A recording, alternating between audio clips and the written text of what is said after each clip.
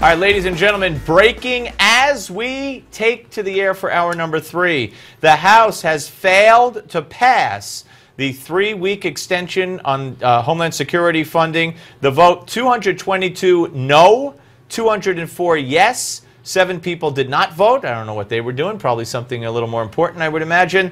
And so if you watch the CNN countdown clock, which I think is ridiculous, we're just under 7 hours left before Department of Homeland Security funding runs out. You had 172 Democrats voting no, 12 voting yes, 192 Republicans voting yes, 50 voting no. So we'll see where Boehner goes from here. Does he say, that's it?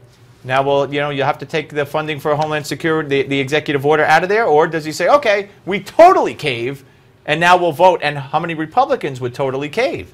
So it doesn't look good. Doesn't look good.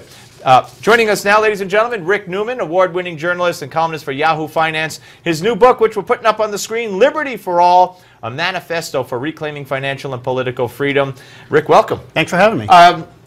How do we reclaim any of the freedoms that it seems to me day by day we're losing? I mean, look at net neutrality now. Look what's going on every day, whether it's political or financial. We haven't yet finished losing them, in my opinion, because we still have Obama there for 2 more years. How do we start reclaiming it? Well, here's what I'm talking about in this book, economic freedom, which is sort of just filtering away. It's drifting away with...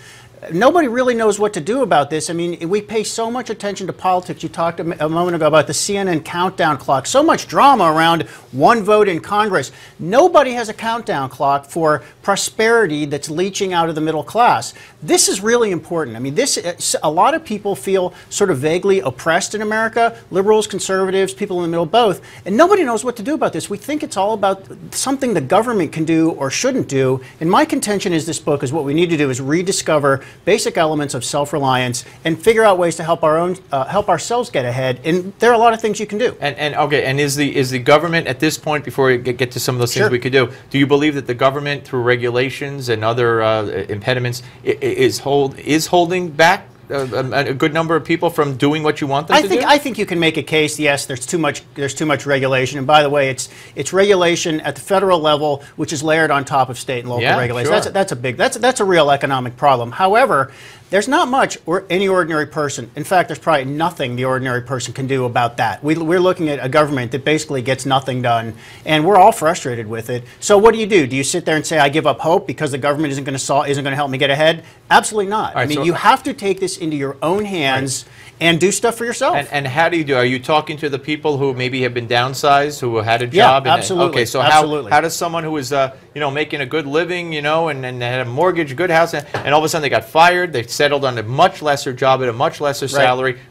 And what do they do? Okay, these are generalizations. I get into more details in the book, but in general, two main threats to people. What's hurting people the most is they are on the wrong side of globalization and they're on the wrong side of digital technology. Lots of people are being displaced by these two trends, and everybody's kind of looking around like, where'd this come from? And what the heck am I supposed to do about it? Where's some new policy that's going to help me out? There isn't some new policy. Government doesn't know what to do. So what you need to do, first of all, is figure out how vulnerable are you to these trends. If your job feels secure now, look around. Something likely to change. It could make your job, your division, or your whole company obsolete. That could happen. Know what that is. And then you figure out what to do with it. If you are sitting in place waiting for prosperity to return to some place where jobs have left, it's not coming back.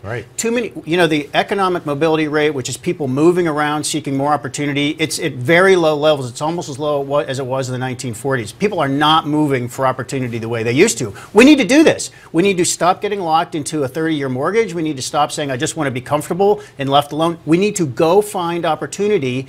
It's out there in America, but it's not everywhere. So it's a whole change of the mindset and a whole change of what we've come to know as the American dream and American way of life. We have been lulled into complacency over the last 40 or 50 years of just wonderful prosperity. I call this the liberty trap.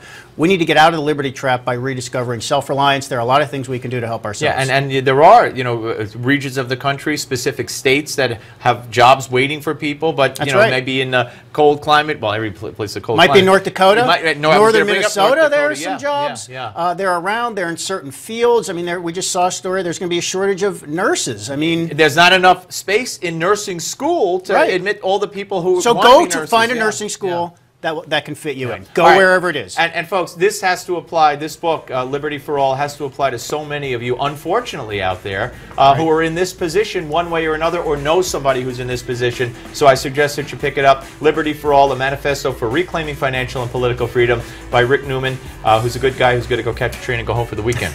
And party a little. But don't be too comfortable. Thanks, man. Good seeing you. Thank you. Good luck with the book. Thank you. All right, folks, again, the Homeland Security extension in the House for 3 weeks failed, did not pass. Where do we go from here? I don't know. Ruben Navarrete will join us next. Don't go away.